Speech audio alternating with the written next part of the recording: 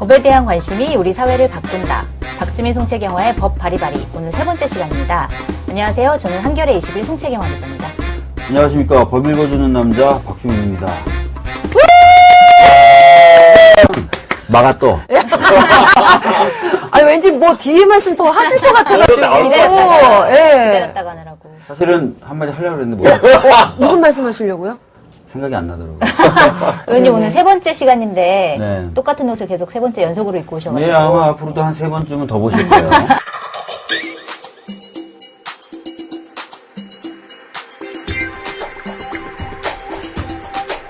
근데 그 한 번 양복 입으시면은 얼마큼 입으시는 거예요? 보통 한 달 반, 2달이고요. 안 빨고요? 저희 어머님이 그래서 2주에 한 번씩 오셔가지고, 네. 그 청소도 좀 해주시고, 밀리 빨래가 있으면 빨래도 좀 해주시는데, 포스트잇을 그래서 꼭 좀 붙여놓고 가세요. 떠나실 때. 이번에는 옷 좀 갈아입어. 옆 사람이 냄새 난다 그러면 어떡해. 어머. 어느 지경이 돼야 갈아입으시는 건가요? 겨드랑이가 하얘질 때까지. 예. 원래 속옷은 우리 아니신 박주민 거죠? 의원님은 그 길거리나 어디에서나 주무셔야 되기 때문에 네. 옷이 너무 좋거나 자주 바뀌시면 좀 안 되죠, 그렇죠? 아니 그것보다도 사실은 밤에 들어가서 또 아침에 일찍 나올 때 그 사이에 옷을 갈아입는다는 게 너무 저한테는 좀 귀찮은 일이고요. 그럼 한 5초면 갈아입지 않나요? 네. 계속 지적하시는 거 보니까 냄새가 났나 봐요. 아직 냄새는 안 나는데. 아, 그런가요? 아침마다 냄새는 체크하거든요. 역시. 이렇게 하시면서. 네. 깔끔한 남자? 광고 네. 들어오나요 이제? 그럼요. 페브리즈! 턱다리가도 냄새가 안 나요? 오늘 출연자 소개해드려야 될 것 같은데요. 지난번 1회 때 나오셨던 표창원 더불어민주당 의원님 나오셨습니다. 안녕하세요. 네, 저하고 반대되는 평가를 받으시는 분이에요. 네. 그 센스가 있다. 옷을 입으시는. 오늘도 얼마나 멋지게 입고 근데 이제 오셨어요. 주로 사모님이 그렇게 코디를 잘해주신대요. 네, 역시. 사실은 저는 패션 테러리스트예요. 혼자 놔두면 이상하게 입어요. 네. 뭐 색깔도 못 맞추고. 네. 다 이제 아내가 이렇게 골라주니까. 솔직히 저는 오늘 표 의원님 입으신 바지를 보여드리고 싶어요. 바지 한번 보여주세요. 되게 얼마나 유행이 될 수 있어요. 궁금하시겠어요. 와. 와. 유시민 의원이 유행시키. 네, 너무 멋있으십니다. 색깔 매치가 네. 훌륭합니다. 고맙습니다. 네. 근데 표 의원님이 그럼 거의 반고인가요? 반고가 뭐예요? 반고정. 아니, 반고 아니고요. 네, 반고 아니에요? 3분의 2 고정이에요. 3분의 2고. 3회 했는데 2번 나오셨거든요. 네, 그러네요. 이제까지는. 네. 네. 또 소개를 해드려야 되는데, 방송인 곽현아 씨 나오셨습니다. 오늘부로, 고정이 되죠. 네, 고정 패널로. 축하드립니다. 감사해요. 네. 좀 격렬하게 축하해 주실 줄 알았는데. 그렇죠. 티셔츠 찢고 이런 거 좀 해주실 줄 알았는데. 뭐 없어서 찢어야 좀 갈아입으실 것 같은데. 네, 제가 여기 고정이 된 만큼 정말 최선을 다해서 저희가 그 팟캐스트계에 정말 혁신을 일으킬 수 있도록 제가 이 몸 하나 불사르겠습니다. 좋습니다. 네. 감사합니다. 곽현아 씨 없으면 우리 프로그램 별로 재미없을 것 같아요. 맞아요. 주변에서 그러더라고요. 힘내겠습니다. 네, 감사합니다. 안 대신 굉장히 조용한 그런 예. 방송이 될 것 같아요. 네. 그 법이 좀 재미없잖아요. 네, 맞아요. 딱딱하고. 네. 이걸 왜 하자 그런 거예요, 도대체? 이 프로그램의 시작 취지를 알 수 없어요. 법에 대한 관심이 사회를 바꾼다. 정치를 바꾼다. 사회를 바꾸기 위해서 네. 재미없어도 참아라 시청자들은. 그렇죠. 그런 취지로 시작했으나 다행히 곽현아 씨와 또 나름의 유머를 겸비하신 우리 의원님께서 그래서 살려주고 계십니다. 그 법으로 사회를 바꾼다잖아요. 근데 진짜 재미없으면 법으로 사회자 바꿀 거예요. 재밌다. 아재 개그도 아니고. 뭐지 이거? 아중 개그. 아중 개그, 독신 개그, 독신자들이 하는 개그.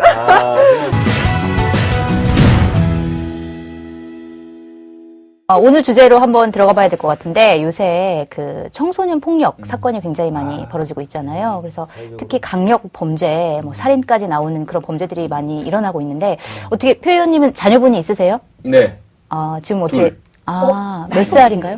두 분 다 아드님이셨죠? 아니요. 딸, 아들. 죄송해요. 딸이 대학교 1학년, 아들이 중학교 3학년. 아드님은 이제 청소년이시군요. 예. 근데 아드님이 축구 선수시잖아요. 네. 네. 중학교 3학년 축구 선수고요. 근데 표현님 아드님은 이제 축구 선수고 또 예. 아빠가 경찰 출신이다 보니까 함부로 누군가 못 건드릴 것 같아요. 뭐 맞고 다니거나 그러진 않을 것 같아요. 예, 아직까지는 맞진 않았는데, 근데 이제 제 딸은 오히려 반대로 어린이집, 유치원, 또 초등학교 저학년 때 자기보다 한두 살 많은 오빠들이 뭐 놀리거나 조금 이렇게 괴롭히거나 그러면 네. 그냥 막 이마로 받아버려가지고 코피를 터뜨리고. 네. 따님이 이제 표현님을 닮으셨군요. 예, 저를 닮고 제 아들이 또 엄마를 닮고 좀 그렇습니다. 또 이제 박주미 의원님 한번 또 얘기해 주셔야죠. 자제분. 없어요. 아직 없으세요? 네. 그럼 앞으로 계획. 계획은 있는데요. 네. 내년쯤에 한번 시도를 해볼까. 네. 그러시군요. 딸을 원하세요? 아들 원하세요? 뭐 지금은 생기기만 하면 뭐든 다 좋죠. 그렇군요. 네, 박주민 의원님 닮은 딸을 꼭 낳으시길 바랍니다. 뭔 소리예요 지금? 너무 왜 좋아서. 화를 내시죠? 난 박주민 의원님 너무 좋아서. 왜 화를 내실까? 예쁠 것 같은데. 저도 너무 좋아서. 네. 좋아라. 저 닮은 딸이라니. 꿈에도 나오겠네. 너무 착하고 예쁠 것 같아요. 그러니까 예. 옷 안 갈아입고 딸이. 길바닥에서 나고. 그 인천 초등학생 그 살인 사건도 그렇고 뭐 얼마 전에 부산 여중생 또 폭행도 그렇고 네. 성희가 된 여중생 사진 강릉에서의 10대 집단 폭행 사건에서 8살 초등학생을 유괴해 엽기적으로 살해한 10대 소년.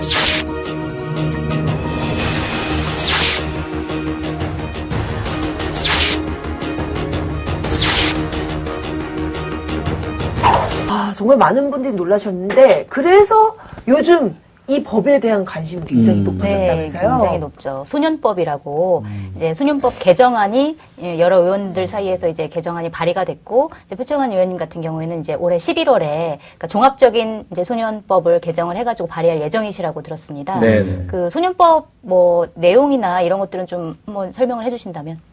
우선은 소년법이라는 것 자체가 그 18세 미만의 청소년, 아직까지 성인이 되지 않은 그런 그 청소년과 어린이들의 특성을 그 감안해서 형사 절차를 좀 다루자. 뭐 이것입니다. 맞죠. 그래서 가장 중요한 것 중에 하나는 뭐냐면 이제 형사 미성년자 연령이에요. 그 형법에서 다루고 있는 건데 14세 미만. 근데 여기에다가 이제 촉법소년이라는 개념이 있죠. 형사 미성년자 중에서 특히 그 형사 처벌은 못하지만 보호 처분을 할 수 있는 연령. 뭐 이렇게 좀 나누고 있고요. 네. 또 하나는 그런 청소년기의 특성을 반영을 해서 형사 처벌보다는 보호 처분을 하도록 하자. 그래서 만약에 이제 범죄를 저질렀을 경우에 성인 같은 경우는 바로 이제 형사 입건, 그다음 기소 이렇게 밟아 나가지만 미성년자의 경우에는 우선 검사가 조건부 기소 유예라는 걸 할 수가 있어요. 선도를 받아들이느냐에 따라서 아예 이제 기소를 미루는 거죠. 그리고 큰 문제 없으면 그대로 없어지는 거고요. 그 다음에 이제 일반 형사 법정이 아니라 소년 법원, 그러니까 가정법원이나 지방법원의 소년부에서 전담 판사가 일반 형사법원과는 다른 형태로 그 심리를 합니다. 가장 강한 처분이 소년원에 가는 거죠. 소년원에 이제 2년까지 가는 것이고요. 최대 기간이 2년. 최대 기간이. 네.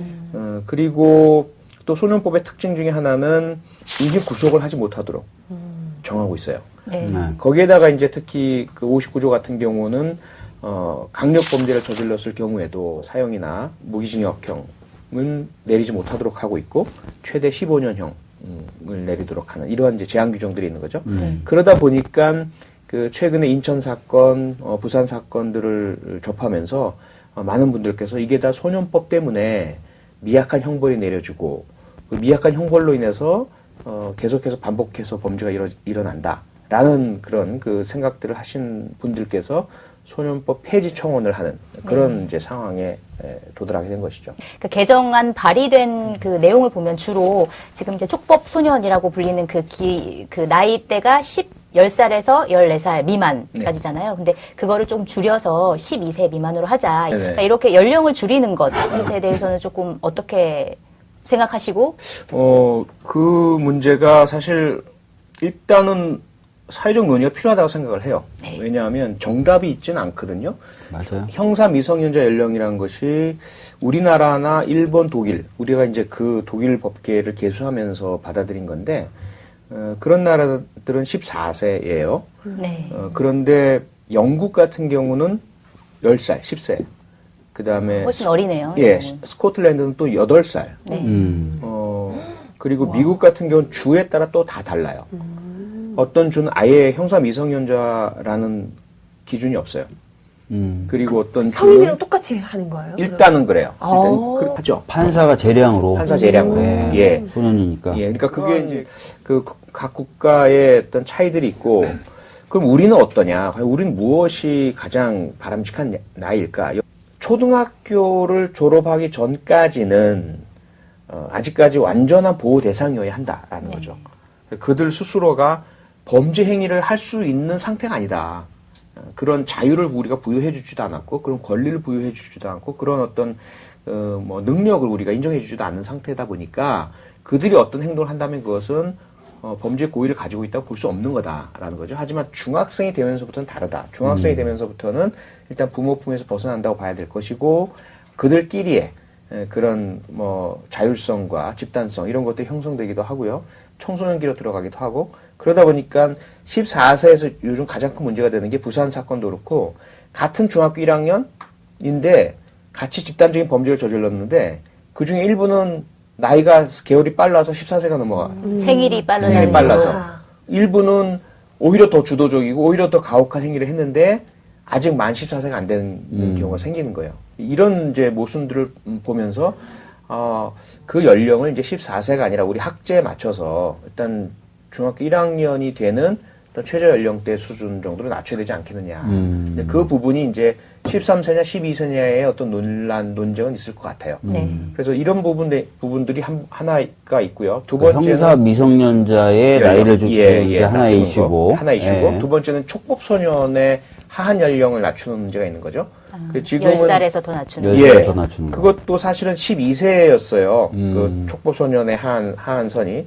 그런데 워낙 이제 12세 미만의 11살, 10살 해당되는 어린이들의 그런 뭐 범죄 행위들이 많이 발생을 하고, 그런 이제 변화들에 있어서 더 낮추자라는 얘기가 좀 나오고 있는 거예요. 그래서 이런 그 논의들을 우리가 한번 얘기는 해볼 수가 있지 않느냐라는 거죠. 형벌이 교화형이에요. 그러니까 뭔가 교육을 시킨다는 의미예요. 근데 교육이 작동을 하려면 또 형을 받는 사람이 그 교육을 통해서 바뀔 수 있는 능력을 갖춰야 된다는 거예요. 인지 능력이 그 정도 그게 돼야 된다는 거죠. 형사법적 용어로 책임 능력이라고 하는 건데요. 네. 그래서 이제 10살이나 뭐 14살 이렇게 얘기하는 게 형벌이 효과를 진짜 미칠 것인가, 교화형으로서 형벌이 효과를 미칠 것이냐. 그래서 여기에서 이제 대안이 하나가 있어요. 뭐냐 하면 어린 나이 연령대가 저지르는 범죄. 네. 그런데 그 캣맘 사건에서 보듯이 사망 사건의 용의자가 초등학생으로 밝혀졌습니다. 식당에서 낙하 실험을 하다가 그랬다고 경찰에 자백했습니다. 피해자의 문제가 있잖아요. 그렇죠. 네. 우리가 가해자만을 생각을 한다면 당연히 이제 그 가해자 연령, 저연령 부분, 또 인지 능력, 교화의 어떤 가능성 이런 것들을 이제 봐야 되겠지만, 그러면 그 상대방의 피해자는 어떠냐라는 거죠. 또 하나의 문제는 그러면 그 어린 연령대의 어린이들이 범죄를 저지르도록 야기한 원인을 제공한 부모는 책임이 네. 없느냐라는 그게 제일 문제가 저도 있는 궁금한 거죠. 부분이에요. 네. 그래서 미국 같은 곳에서는 두 가지 접근을 합니다. 하나는 미성년자 자녀의 범죄 행위의 원인을 제공한 부모를 처벌하는 규정이 하나가 있고요. 네. 두 번째는 원인 제공을 하지 않아도 Poor Parenting Law라 그래서 부모로서 해야 할 기본적인 애정과 관심과 또는 관리를 하지 않았기 때문에 자녀가 만약에 범죄를 저지른다면 그런 범죄 행위를 하는 것도 모르고 또는 뭐 부추기거나 방치하거나 어떤 행동을 하지 않았다 하더라도 부모의 책임을 묻는 그런 법이 제정되어 있습니다. 그래서 부모의 책임도 형사처벌이에요. 네. 네, 그런 법들이 있어요. 그래서 어쨌든 이 형사처벌 가능 연령을 낮추는 방법이건 아니면 부모에게 책임을 지우는 방법이건 피해자 입장에서 본다면 누군가 책임을 지도록 하는 것은 필요하다는 거죠.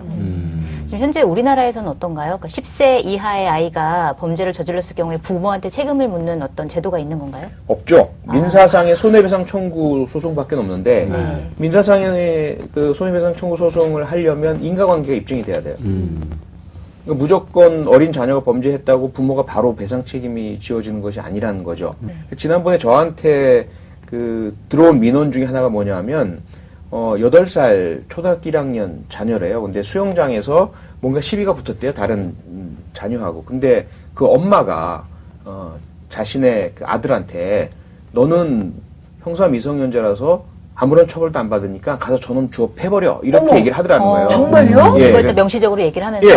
그래서 그 엄마가 너무 깜짝 놀라가지고 어머. 만약에 이제 그러한 일들이 아주 예외적인 경우이긴 하지만 우리 사회에서 벌어지고 있는 이 현상에 대해서 뭔가 부모들이 자신의 자녀의 행동에 대해서 책임을 진다는 그러한 어떤 그 법적인 기준은 필요할 것 같아요. 예. 우리나라는 그러니까 이제 행위자 처벌주의라서 네. 행위를 한 사람을 처벌하는 것을 원칙으로 하지 그 행위자의 뭐 부모라는 이유라든지 네. 이런 것으로 처벌하는 건 극히 예외적이죠. 뭐 교사를 했다든지 범죄를 네. 범죄를 하라고 이제 부추겼다든지 범죄를 도와줬다든지 이런 것들 말고는 거의 처벌하는 경우가 없어요. 그게 사실은 소년법만으로 되는 문제가 아니에요. 네. 이 사건들을 한번 들여다보면 왜 그러면 인천 사건, 왜 부산 사건, 왜 강릉 사건이 났느냐. 첫 출발은 저는 가정이라고 봅니다. 가정에서 이 친구들이 대부분 그 가해자들이 거의 저는 확신을 하는데 어떤 형태로든 아동학대의 피해자라고 저는 생각을 해요. 아주 명시적인 신체적 학대를 당했건 아니면 방임이라는 그들이 꼭 받아야 할 애정과 관심을 받지 못했건 간에 가정에서 처음 문제가 생겨서 그 다음에 이제 학교로 옮겨갔다고 봐요. 그래서 이제 제가 준비하는 것은 처음에 아동학대의 처벌에 관한 특례법에 대한 개정부터 시작을 하려고 합니다. 그래서 아동학대 행위자들에 대해서 좀 더 강한 국가의 복지적 개입이 이루어지도록 그리고 피해자에 대한 보호가 이루어지고 친권이나 양육권에 대한 국가의 어떤 그 제한 혹은 박탈 등이 좀 더 용이하게 이루어질 수 있도록 하고 그 다음 단계로 이제 학교폭력 대처법에 대한 그런 그 개정 아울러 교육법에 대한 개정을 통해서 네. 교사가 되는 분들은 교사 양성 과정에서 반드시 학교폭력, 아동학대, 성폭력 등을 포함한 아동, 청소년, 학생들에게 발생할 수 있는 문제를 발견하고 상담하고 교육적 차원에서 해결해 줄 수 있는 능력들을 배양하도록 그렇게 개정을 할 예정입니다. 지난번에 우리가 조승희 이 사건을 준비했잖아요. 미국 버지니아 공대에서 우리 한국계인 8살의 이민간 그 학생이 32명을 살해한 끔찍한 사건이 발생했고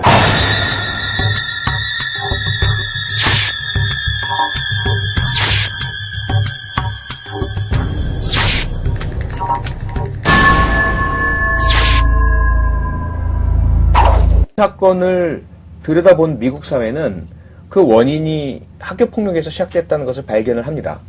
외국에서 이민 온 영어의 서툰 그리고 외모가 다른 학생들과 다른 이 조승이라는 어린 학생에 대해서 그가 갔던 미국의 초등학교에서는 따돌림을 한 거죠.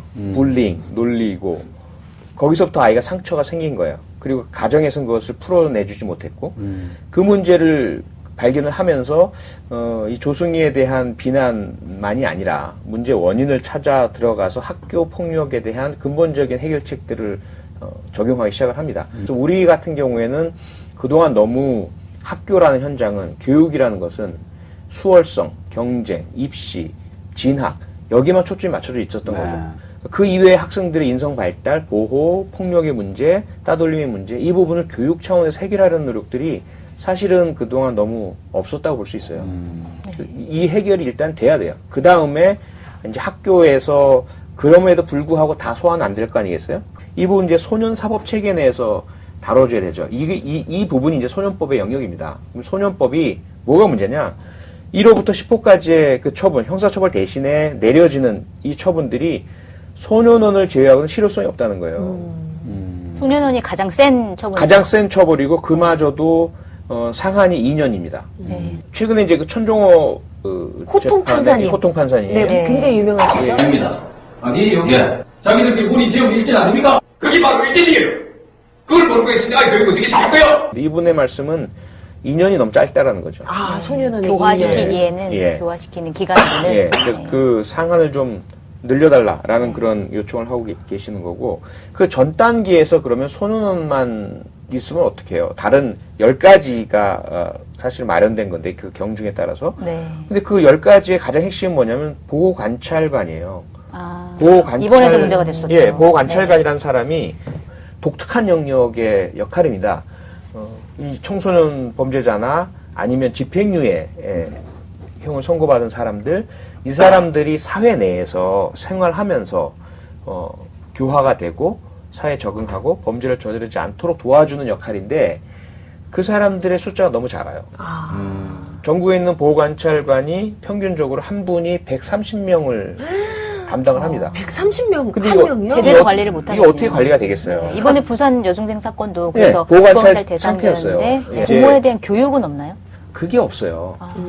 그러다 보니까 네. 이제 그런 부모의 책임, 부모가 교육을 받거나 혹은 부모가 잘못한 부분에 대해서 처벌을 받거나 배상을 하는 이런 부모 책임 영역을 소년법 개정안에 넣고자 하는 거죠. 아, 넣으실 예정이시군요. 예, 예. 근데 이제 그 부분에 있어서 약간 걱정되는 것도 있긴 있어요. 그러니까 사실은 예방을 위해서는 가정이 잘 돼야 되고 부모들의 역할을 중시하는 것도 좋은데, 그 부모에게 어떤 벌금, 과태료 같은 거 물리는 것이 오히려 이 부모가 이 자녀들에게 더 가혹하게 대하게 되는 하나의 심리적인 동기가 된다든지 유인이 될 수도 있지 않겠나 하는 생각이 좀 드는데요. 우리가 이제 가정보호, 아동보호 혹은 그런 가족 관계 내에서의 개선을 하고자 하는 것이잖아요. 그런데 그러한 개선을 위한 접근이 제재나 처벌이 전제되지 않을 경우에 실효성을 담보 못한다는 문제가 있어요. 아, 무슨 얘기가 있어요. 그러니까 먼저 예. 교육을 받아라. 그렇죠. 무조건 교육을 선행하되 교육을 안 받거나 의무를 이행하지 않으면 넌 처벌될 수 있다라고 해서 교육의 효과를 높이겠다. 그렇죠. 제가 뭐 큰 도움이 되려는지 모르겠지만 그 교육 내용에 대해서 한번 생각을 해본 적이 있어요. 큰 도움이 될 것 같아요. 그런 거죠. 우리 아이가, 그리고 부모가 제대로 역할을 못했을 때, 그리고 우리 아이가 범죄를 저질렀을 때 그 이후의 상황이 어떻게 되는지를 정말 여과 없이 현실적으로 보여주는 비디오가 하나 만들어졌으면 좋겠어요. 그래서 흡연자 금연할 때 보여주는 그런 비디오. 그렇죠. 막 폐 다 썩고 막 이빨 이게 다 나가고 이거 보면 왜 그래 전 조심해야 되겠다. 사실 그런 거 보고도 담배 피는데. 그렇죠. 뭐 그렇긴 하지만 자기 자식 얘기면 또 그렇죠. 달라요. 자기 예, 자신이면은 그렇죠, 뭐 그렇죠. 근데 한데. 좀 약간 정말 현실적인 그런 내용. 그러니까 예를 들자면 피해자의 마음 그리고 이후에 범죄를 저질렀을 때 당신네들의 삶이 어떻게 바뀔 것인지 경각심을 일으킬 수 있는 아주 초강력 교육 비디오가 하나 만들어져야 된다. 그러니까 미국 캘리포니아에서 실험을 해본 거예요. 그 청소년 범죄자들에 대해서 청소년 범죄자들만을 자꾸 처벌하고 뭐 교육 프로그램 보내고 해봐야 또 재범한다는 거예요. 네. 그래서 뭘 했냐면 부모와 같이 교육을 시킨 겁니다. 부모들의 동의를 받아서. 교육 프로그램을 그렇게 같이 운영해도 괜찮을 것 같은데요. 그러니까요. 네. 근데 거기서 이제 뭘 발견했냐면 부모들, 그 청소년 범죄자들의 부모들이 대부분 마음은 있는데 어떻게 아이들에게 교육을 해야 될지 모르고 있더라는 거예요. 네. 부모 기술이라고 흔히 이야기를 하잖아요. 그러니까 자기들의 감정도 조절하지 못하고 네. 자기들이 화날 때 아이들에게 화를 오히려 전가시키고 아이들이 문제가 있을 때 그 문제를 발견하고 들어주는 방법을 몰랐다는 거예요. 마음은 있는데. 그래서 그걸 이제 서로 둘이서 대화를 나누는 것부터 시작을 해서 그냥 아주 평범한 어떻게 상대방의 말을 듣는지 그리고 내 말을 감정을 표현하기 전에 참고 기다리는 것 이런 것부터 시작을 했더니 재범률이 확 떨어졌다는 이야기거든요. 그래서 예를 들어 우리가 과거에는 대가족이었잖아요. 대가족 제도 하에서 자연스럽게 학습이 되는 거예요. 어떻게 자녀에게 모범을 보이고 네, 혹은 할아버지 할머니한테 배우고. 예, 지켜보고. 그런데 이제 그것이 핵가족화가 되면서 단절이 되어버리거든요. 그러면서 우리가 자연스럽게 다 부모가 되면 뭐 당연히 아이들을 어떻게 키우는지를 알 것처럼 생각을 하면 맞습니다. 사실 그렇지 않아요. 네, 그렇지 않죠. 네. 맞아요. 기저귀를 가는 맞아요. 것부터 시작해서 잠 재우는 것부터 시작해서 아무것도 몰라요. 맞아요. 정말 그러니까요. 고립돼 있어요. 저도 육아휴직 네. 기간에 아무도 도와주는 사람 없이 남편이랑 둘이만 애를 키웠는데 아무것도 모르겠는 거예요. 근데 이게 가족이 진짜 대가족이면 다들 이제 알려주잖아. 여기서 알려주고 여기서 알려주고. 대가족이 하는데 이러잖아요. 애가 약간 삐뚤어지면 나도 그렇게 아범도 그때 그랬다. 아무것도 아니야. 차라리 근데 나도. 그러니까 저는 아무것도 모르니까 이렇게 되는 거지? 되는 건가? 한 거에 대한 의문이 너무 많이 들어요. 근데 그걸 도와줄 사람이 아무도 없더라고요. 그 문제는 그러면 핵가족이 된 상태에서는 누가 무엇을 어떻게 해줘야 될까? 이 공교육 체계에서 해줘야 되는 것이거든요. 자연스럽게 생활하면서 가족에서 배우지 못하니까 학교에서 그것을 수렴해줘야 되는데 우리 공교육에서는 어떻게 그 좋은 부모가 되는지를 단 한 줄도 가르쳐주질 않아요. 네. 그게 문제인 거죠. 네, 그래서 이 부분이 바뀌어야 돼요. 그게 학교에서 못 해주면 사회교육이 돼야 되는 거죠. 저는 오히려 부모가 되기 직전의 사람들 혹은 부모가 될 예정인 사람들 그런 사람들 교육도 함께 이루어지면 좋을 것 같아요. 맞습니다. 맞습니다. 굉장히 그러니까 그게 참 안타까운 게 이제 제가 영국에서 공부를 할 때 이제 제 아내가 임신을 했어요. 저도 저런 말을 좀 해봤으면 좋겠어요. 영국에서, 제가 미국에서, 어디에 주로 계셨어요? 저기 맨날 그, 은평구. 은평구. 그 얘기, 그러시면 중랑구, 되죠. 여기서, 제가 이렇게, 저 중랑구에서 공부할 때. 그렇게 하세요. 바다에서 공부할 때요. 은평구랑 달라요. 그러면. 용인이 참 좋아요. 뭐 이런 거. 네네. 깜짝 놀란 게 처음에 이제 임신을 한 사실을 알고 병원에 가서 그 사실을 확인하고 난 다음부터 이 산모를 도와주는 분이 국가에 지정돼서 집을 오시는 거예요. 아, 진짜 와요? 무료로. 지정돼요. 예, 무료로. 네. 왔어요? 아, 전혀 없었습니다. 영국에서. 아, 영국에서. 네, 영국에서. 영국에서. 그게 오셔가지고는 산모의 건강을 다 체크를 하고 어머나. 철분, 뭐 미네랄 우리 하나도 모르는데 꼭 필요한 것들을 주고 상담을 또 받아요. 그러면서 아이가 나오면 우리는 이제 그 한국에서 낳지만 영국에서 나오면 아동 수당이 바로바로 지급이 돼요. 그러면서 아동 수당을 주니까 그에 따라서 부모에게 조언도 하고 따르라는 권고도 해요. 맞아요. 그럼 그건 우리가 아동수당을 돈을 받으니까 네. 의무감이 생겨서 그걸 따라가게 돼요. 그러니까 자연스럽게 부모 교육이 가능해지는 거죠. 그러니까 이제 우리 문재인 정부에서 아동수당을 처음으로 지급하기 시작하지 않습니까? 네. 그건 저는 너무나 잘한다고 생각을 해요. 아, 그러면은 우리도 아동수당과 좀 연계를 약간 해서 네. 너무 좀 치사한 것 같을 수도 있겠네. 하여튼 뭐 좀 해서 연계. 교육받을 수 있는 기회를 네. 좀 주고, 그래서 교육을 좀 많이 받으면 약간 인센티브를 좀 더 수당에서 준다든지. 좋다. 그런 괜찮다. 식으로 해가지고 부모 인센티브. 부모 교육 이수 인센티브. 그런 거. 뭐 이런 네. 것들 좀. 제가 해가지고 그 당시에 사실은 우리 정책위원회 제 부의장 할 때 네. 그런 안을 얘기를 했다가 아, 하셨어요? 근데 왜? 복지는 그런 게 아니에요. 라는 말씀을 왜요? 되게 아니, 저걸 아니, 너무 안 왜요? 아니, 복지를 뭐 보편적 복지를, 보편적으로 예, 조건 없이. 하면서도 더 뭔가 좀 협조해 주시는 분에게 약간의 인센티브를 드리는 거는 괜찮잖아요. 그렇죠. 더 그러니까요. 효과적으로 예, 이렇게 예. 할 수 있고 네. 또 동기부여도 될 수 있잖아요. 네. 일종의. 사실 이제 교육 얘기가 나서 저 또 갑자기 또 이 생각이 드는 건데요. 사실 뭐 요즘 아이들이 이 발육 성장이 뭐 무척 빨라서 뭐 그런 거일 수도 있겠지만은 요즘 그 아이들의 그 청소년 성범죄가 날이 갈수록 성인 못지않게 굉장히 무섭더라고요. 이 저지른 범죄가. 그래서 저는 좀 우리 성교육도 좀 아이들을 맞아요. 좀 제대로 시켰으면 좋겠다는 생각이 굉장히 많이 들거든요. 아니, 제가 요즘에 정확한 수치인지 모르겠는데 첫 성경험 연령이 13세래요. 초등학생들이 그런가요? 많이 13세라고 한대요. 그러는데요. 그래서 네. 그럼에도 불구하고 성교육은 70년대, 80년대 이루어졌던 내용, 그 다음에 굉장히 좀 나이가 돼야만 성교육을 하는 시기 되니까 전혀 어떤 교육과 도움 없이 네. 첫 성경험을 다 한다는 거예요. 충격적이죠. 네, 안타깝네요, 그러니까 진짜. 그런 부분도 좀 좀 네. 의원님들이 네, 좀 주세요. 한번 좀 도와주세요. 제가 이 얼마 전에 TV에서 저희 그 탤런트 그 배우 선배님이 이런 아이디어를 내셨는데 아이들을 위한 야동을 만들자. 오. 이게 나온 거예요. 네. 왜냐하면 사실 아이들은요 야동을 봐요. 네. 일일이 적어주세요. 그건 아닙니다. 그건 그건 전혀 그건 아니에요? 잘못된 네. 접근이고요. 아 그래요? 아까도 표정이 별로 안 좋으셨어요. 그러니까 표정이 굉장히 심각하시더라고요. 그거는 네. 위험한가요? 담배를 맛있게 피는 법을 알려주는 것 같은 아, 접근이에요. 그런가요? 그건 성을 부추기는 것이어서는 안 되는 것이고요. 자, 그렇다고 지금 말씀하셨어요. 예, 성의 그러니까 아닌 걸로. 이게 성폭력의 본질은 성이 아닙니다. 폭력입니다. 네. 그러니까 상대방을 내가 마음대로 지배 정복하고 유린하는 것이 문제거든요. 사실은 이 성교육의 가장 중요한 것은 상대방을 존중하는 태도예요. 그렇죠. 그리고 상대방을 존중하면 성폭력을 할 수가 없죠. 할 수 없어요. 그러니까 그게 이제 성에 대한 호기심은 별도로 두는 것이고 성에 대한 호기심은 자연 발생적으로 생길 수밖에 없어요. 그걸 우리가 좋은 아름답고 예쁜 또 성교육 비디오를 만들어서 야동을 해줄게. 이건 사실은 조금 그 지나친 접근이고요. 그거는 그러니까 그 사적인 영역으로 남겨줘야 돼요. 네. 그러니까 여기서 우리가 이제 성교육이라는 것을 할 때는 성에 대한 기본 지식을 전파하는 것들은 필요하죠. 그것보다 더 중요한 것이 뭐냐면 가장 중요한 것은 가해자로서의 문제만 아니라 피해자가 되지 않도록 해주는 게 중요해요. 근데 피해자가 되지 않도록 하는 건 내 몸은 소중하다 이거잖아요. 그래서 내 몸이 얼마나 소중한지, 그래서 아무리 가까운 사람이라 하더라도 내가 싫어하는 나의 몸에 대한 접근, 접촉, 이것은 내가 거절할 수 있고 이건 안 돼요라고 할 수 있는 이런 것들인데, 또는 반대로 이제 내가 다른 사람에게 그러한 싫어하는 접촉은 하지 않는 이것이 근본 출발인 거죠. 맞아요. 그건 기본이겠죠. 그렇죠. 그래서 이 성교육에 대한 가장 그 중요한 부분들은 그런 상대에 대한 존중입니다. 뭐 다른 나라 어디나 마찬가지로. 여기서 그냥 무너지실 겁니까? 아니요. 오늘 저 의외의 쟁점이 좀 보였네요. 아니, 원래 같은 편이었거든요. 그래서 파이팅 하려고 그랬는데, 갑자기 이러시니까 좀 솔직히 당혹스럽네요.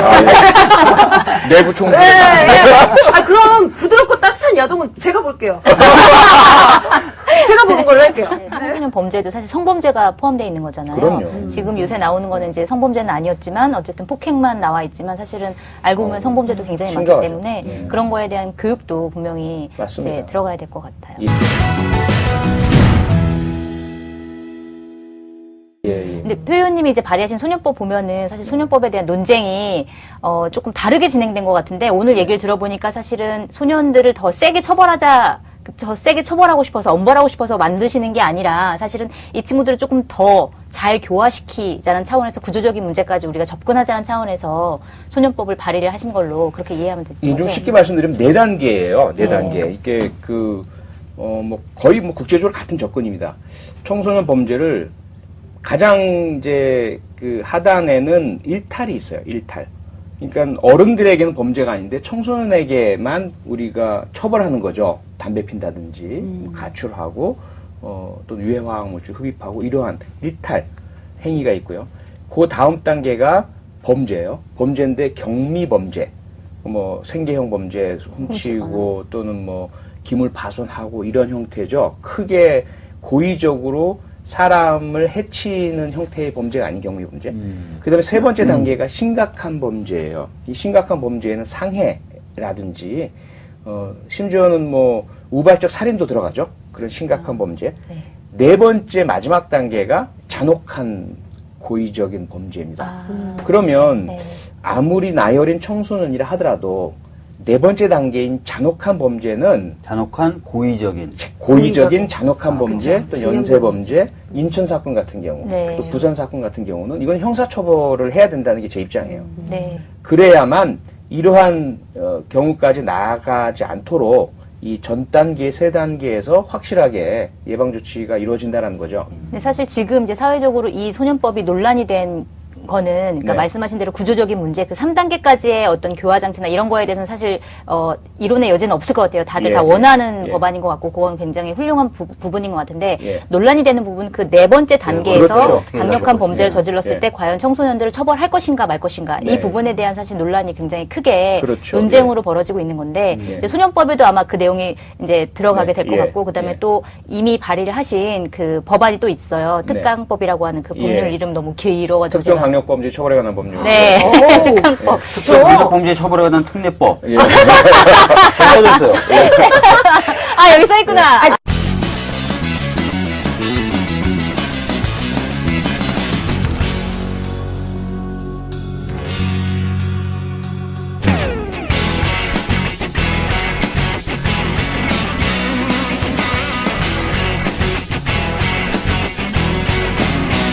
이게 상당히 논란이 있어요.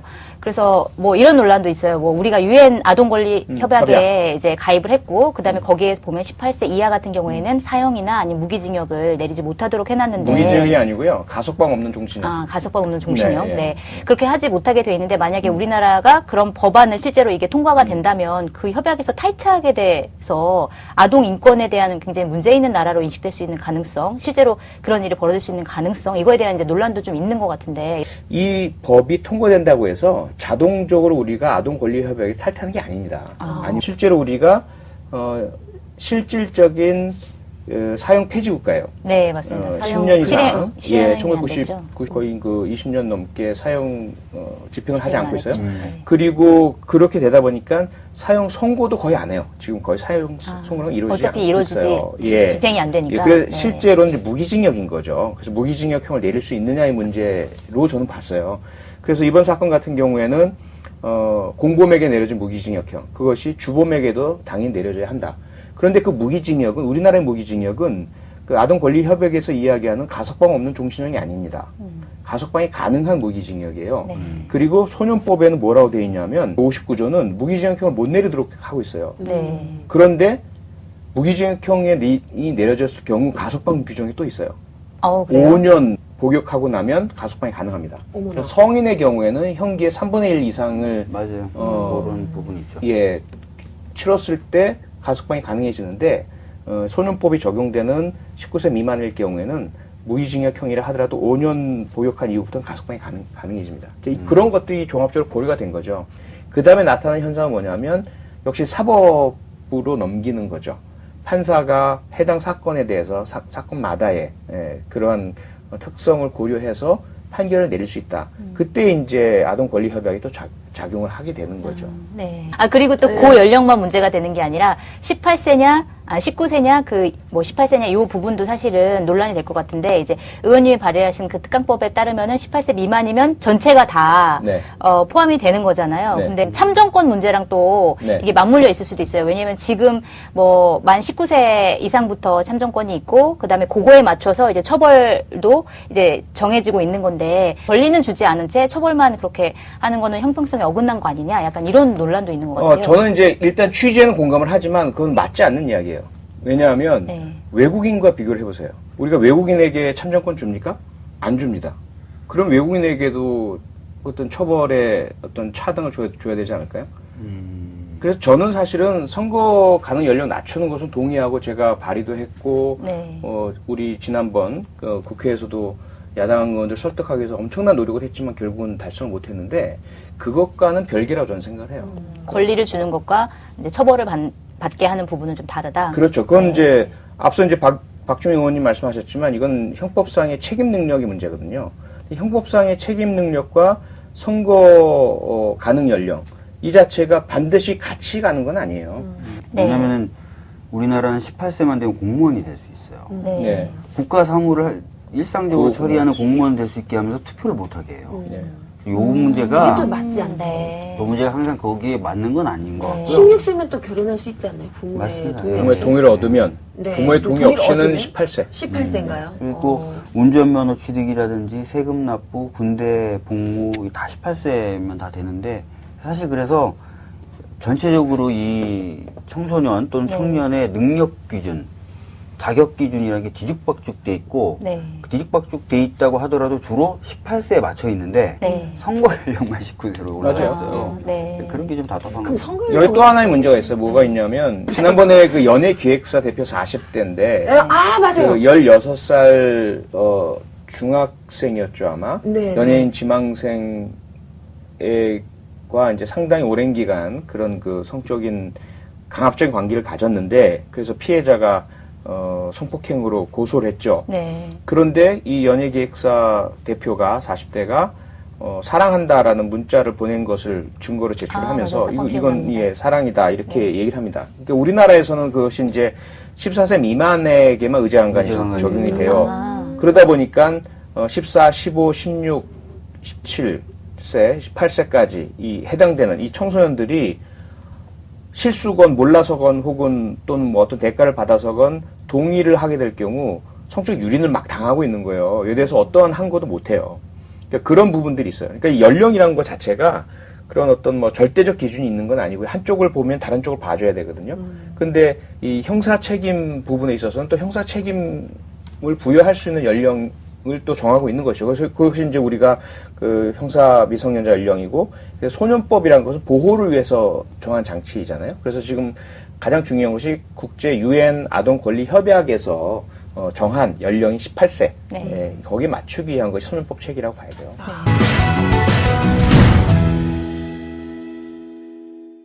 엄벌주의가 사실은 재범률을 낮추거나 혹은 적으로 이제 범죄를 예방하는 효과가 거의 없는데도 불구하고 굳이 이렇게 엄벌을 해야 되냐라는 이제 의견도 있는 것 같아요. 이거에 대해서는 조금 어떻게 생각하세요? 그 이제 범죄학에서 이야기하는 일반 예방과 특별 예방입니다. 일반 예방이란 것은 일벌백계죠. 쉽게 말하면 국민들 전반에게 이런 범죄를 저지르면 이런 벌을 받으니 범죄를 저지르지 마시오. 위하 효과라고 합니다.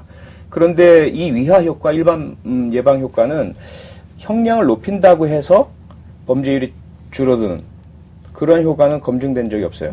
네. 그것이에요. 그래서 네. 이제 엄벌주의가 실제 범죄 예방에 효과가 없다라는 거죠. 네. 그런데 특별 예방이라는 영역이 있어요. 이것은 뭐냐면 그런 특별한 그 범죄자 개인에게 이 사람이 재범을 하지 못하도록 하는 그런 효과를 이야기합니다.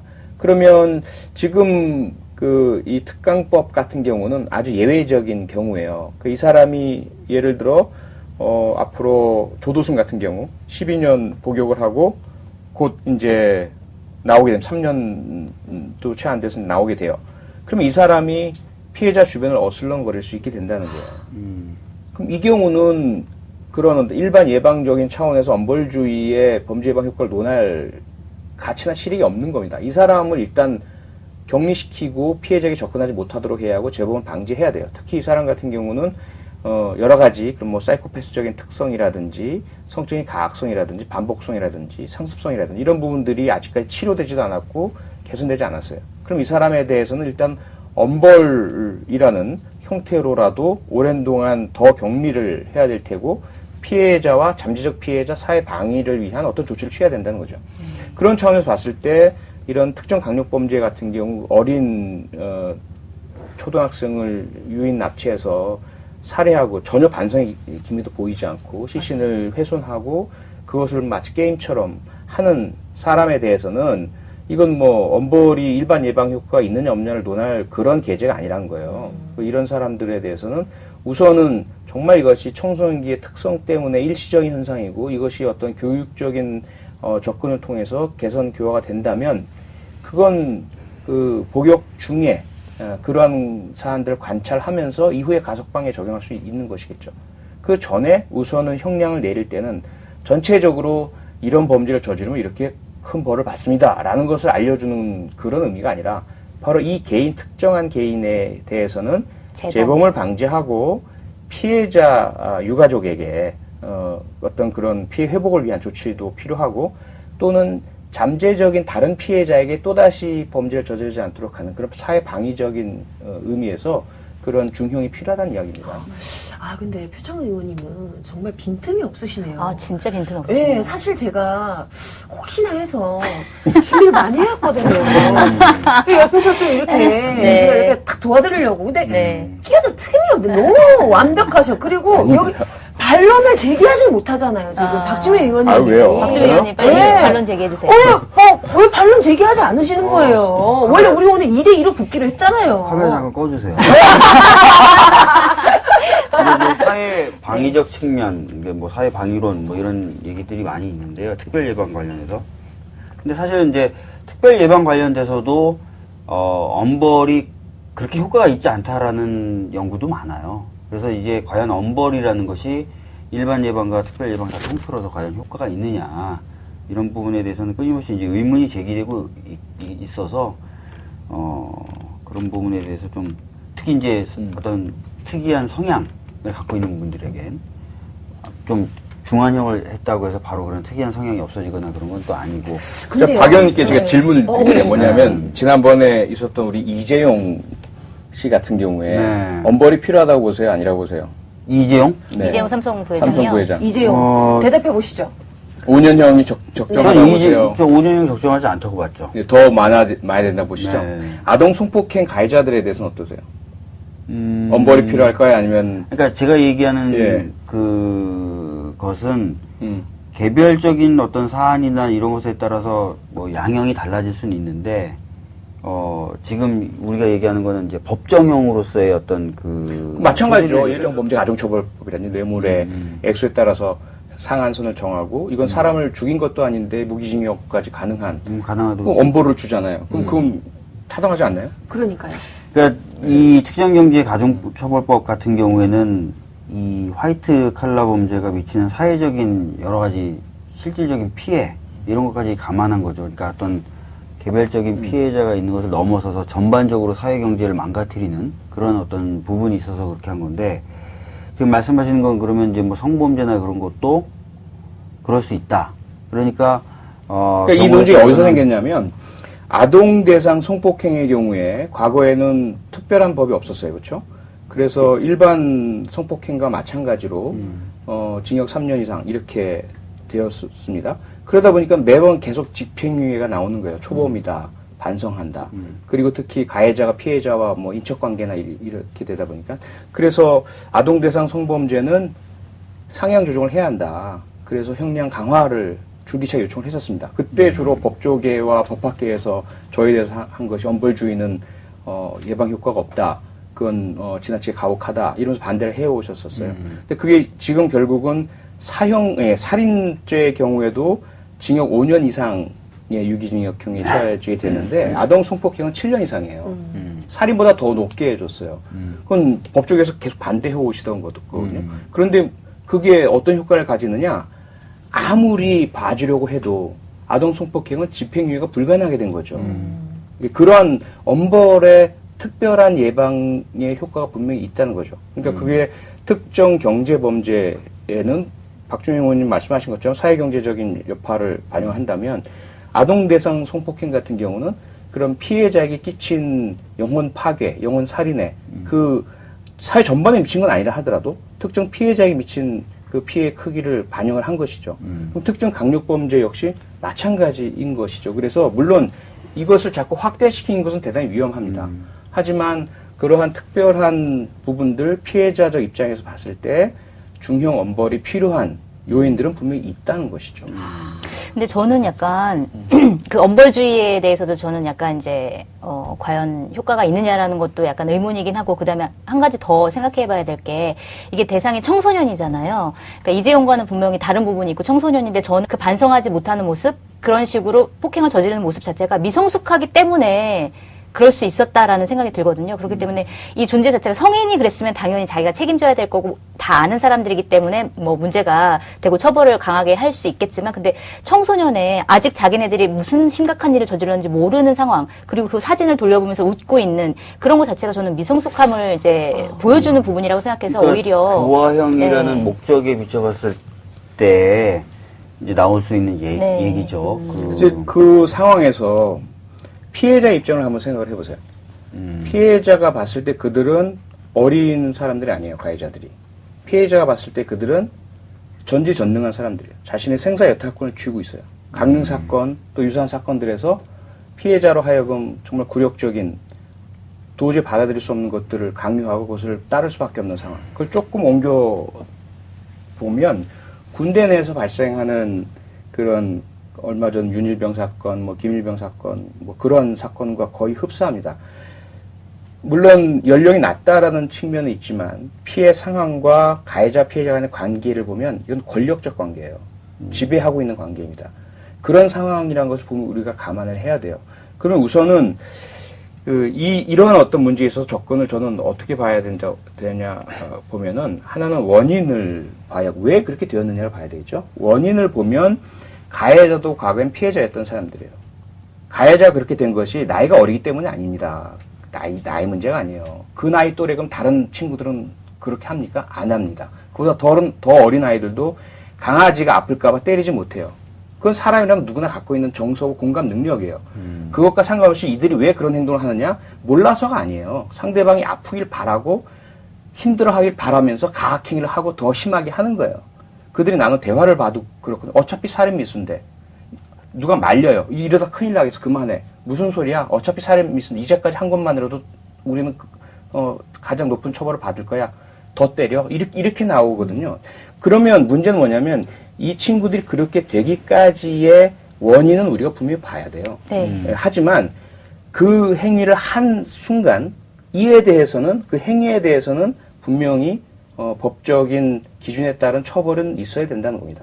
그리고 그런 처벌이 있을 때 한해서 피해자는 비로소 내가 잘못한 것이 아니라 저들이 잘못했구나라는 것을 알게 돼요. 그러므로서 자책을 하지 않게 되고 거기서부터 피해자는 회복을 할 수 있고 치유가 시작될 수가 있어요. 그 다음에 문제가 있죠. 어떤 문제냐면 그러면 이렇게 형량이 내려진 이후는 어떠냐. 그때는 성인과 미성년자를 구분을 해야죠. 그 미성년에 적합한 교육의 기회를 부여해야 하고 대안적인 교육을 실시해야 하고 그로 인해서 이 사람이 성인이 될 때는 그와 유사한 또 다른 범죄를 저지르지 않도록 올바른 사회이 될 수 있도록 도와줘야 되겠죠. 그건 다른 문제라고 봐야 됩니다. 근데 이제 이런 부분도 있어요. 그러니까 말씀하신 것들은 이제 피해자의 법감정 또는 피해자 회복 차원에서의 엄벌도 필요하다 그랬는데 반면에 엄벌을 하면 피해자는 정서적으로 회복되느냐 거기에 대해서 또 부정적인 연구도 많아요. 그래요? 네. 예를 들자면 예를 들어서 가해자가 사형을 당했다고 해서 심리적인 아픔이 치유되느냐 그렇지 않다는 연구 결과도 많아요. 그래서 오히려 지금 뭐 유럽이나 이런 데서 나오는 얘기는 회복적 사법 절차라는 걸 별도로 좀 연구를 합니다. 그러니까 사법 절차가 진행되는 과정에 오히려 참여하게 하고 진술하게 하고 가해자에게 묻고 싶은 걸 묻게 하고 자기가 하고 싶은 얘기를 하게 하고 하는 형식으로 해서 하는 것이 오히려 더 심리적인 회복에는 도움이 된다. 엄벌보다는. 그런 얘기도 지금 나오고 있거든요. 그래서 그게 이제 제가 연구하고 가르치던 분야예요. 피해자 학이에요. 음. 피해자 학인데 그 두 가지 문제가 있어요. 하나는 뭐냐면 가해자에게 엄벌이 내려진다고 해서 그만큼 피해자에게 회복 효과가 있는 건 아닙니다. 그건 분명해요. 하지만 가해자가 잘못했고 또 처벌받음 이 사실을 피해자에게 확인시켜 주지 않는다면 피해자는 회복 자체가 시작되지 않아요.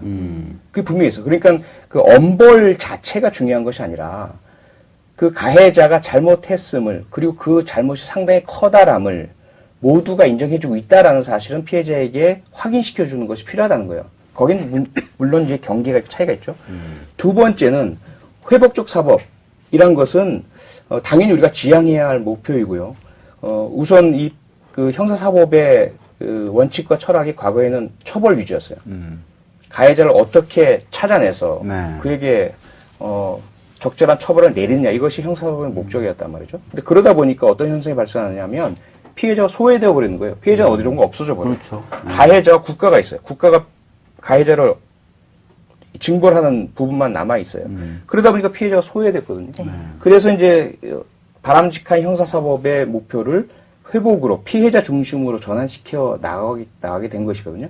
문제는 뭐냐면 아직까지는 이 회복적 사법의 적용 단계가 경미범죄예요. 그렇죠. 예. 그래서 피해자 스스로가 우선 가해자와 만날 수 있는 범죄. 중재자 전문가가 중간에 있고 그 다음에 가해자로 하여금 피해자의 상황을 일단 사전 고지를 해준 다음에 사죄의 뜻이 있는지를 확인하고 사죄의 뜻이 있을 경우에 이제 가해자와 피해자를 만나게 해주는 거죠. 그리고 피해자가 얼마나 힘들고 어렵고 고통스러운지를 충분히 설명할 수 있게 해주고 그럼 가해자가 난 몰랐는데 정말 힘들었군요. 나 정말 죄송합니다. 눈물을 흘리고 그때 비로소 가해자는 속죄하고 피해자는 회복의 효과를 보고 사회는 화해를 통해서 평화를 얻고 이것이 이제 회복적 사법이거든요. 네. 근데 여기에 적용할 수 없는 게 뭐냐면 성폭행이나 살인 같은 중범죄는 회복적 사법을 적용할 수가 없어요. 피해자가 받아들일 수가 없기 때문에 네, 가까이 있거나 같은 공간에 있고 싶지조차를 않기 때문에 그런 차이가 있어요. 그래서 우리가 지향해야 할 목표는 분명히 있지만 그리고 엄벌이 자동적으로 피해자의 그만큼의 피해를 도와주는 것은 아니지만 분명히 피해자 중심적인 접근을 할 때에 있어서 가해자에 대한 엄정한 그러한 징벌과 단죄 이것이 있다는 사실은 피해자에게 알려주고 느끼게 해줘야 된다는 것은 분명히 남아 있습니다. 네, 일단 뭐 근데 제 생각에 이 부분은 이제 계속 논의하면 네, 끝도 없을 맞아요. 것 같고요. 네. 오늘 나왔던 이야기들도 아마 표현님이 다 참작을 하셔가지고 보다 네. 풍부하게 소년법 네, 네. 개정 및 관련된 일괄 법 세트를 네. 표현님 세트법을 좀 좋아하세요. 한 번 내면 그 공동발의 요청서 이렇게 두껍게 와요. 세트로. 세트로. 근데 그게 맞는 것 같아요. 왜냐면 하나의 법으로만 해결되는 게 아니라 사실은 그런 게 연결되어 별로 있는 게 없어요. 많으니까. 예. 그래가지고 아마 이번에 11월 달에 세트법 이만한 게 또 올 거예요. 법사위원들 좀 고생시키려고. 네. 진짜. 일단 오늘 나왔던 얘기들 또 네. 저희들이 갖고 있었던 우려나 네. 일반적으로 갖고 있는 우려들도 충분히 좀 그럼요. 고려하실 거로 보고요. 그리고 네. 저도 오늘 뭐 찬성 입장이긴 했지만 요런 공격 들으면 뭐라고 내가 이렇게 좀 얘기를 해야 되나 했는데 굉장히 얘기를 듣는 순간 빈틈이 없으세요. 예, 정말 빈틈 없으시고 설득도 그러니까 이해가 되는 부분이 굉장히 오늘 많아서 저한테도 굉장히 오늘 소유법을 이해하는 좀 중요한 시간이 아니었나라는 네. 생각이 들어요. 아동용 야동에 대해서 모르겠어요. 그거는 이제 현아용 야동으로 현아용 예, 야동. 현아용 야동으로 현아용 야동. 제가 네. 보겠습니다. 예, 알겠습니다. 저도 같이 봐요. 네. 우리 같이 봐요. 예, 예. 현아와 송채경화용 야동. 여성용, 그런 식으로. 여성용. 네. 저희들은 각자 따로 보겠습니다. 예, 알아서 보시길 바라겠고요. 네네.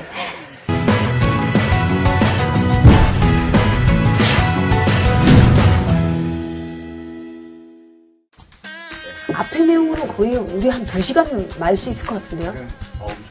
엄청 길게 나가야 될 것 같아요. 그러니까요. 그럼 이법저법은 어떻게 해요, 이거? 이것도 한 40분 이상 걸릴 것 같은데? 그래요. 짧게, 이거 짧게 다음에 짧게. 이법 안 된다. 그냥 안 되는 걸로 결론. 그래, 짧게. 아주 간단하기만. 그렇죠. 간단하게. 네, 좋습니다. 이번 코너 이법저법에서 할 이야기는 이제 김광림 자유한국당 의원이 발의한 법안인데요. 이게 보니까 전기통신사업법 일부 개정 법률안이에요. 그래서 어떤 내용인지 조금 이름만 보면 우리랑 좀 먼 내용인 것 같은데 어떤 이게 내용인가요? 이제 전기통신사업법 개정안이다 그러면은 이제 무슨 얘기인지 잘 모르시죠? 저 전기를 핸드폰 번호 개정하나 이 생각했어요. 근데 이제 통화 녹음 알림법이라고 전기통신사업법이 다루고 있는 내용이 굉장히 많은데 그 중에 이제 통화, 전화 통화에 대한 부분이 있는데 그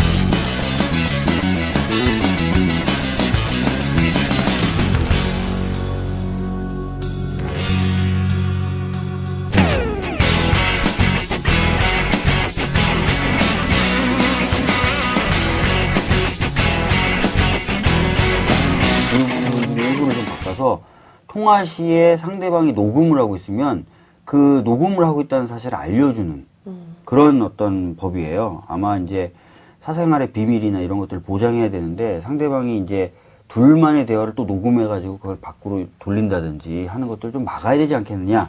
이런 취지로 아마 발의를 하신 것 같습니다. 저는 일단 의무화하는 반대입니다. 거죠, 의무화. 저는 일단 반대입니다. 저도 취재하기가 너무 힘들었습니다.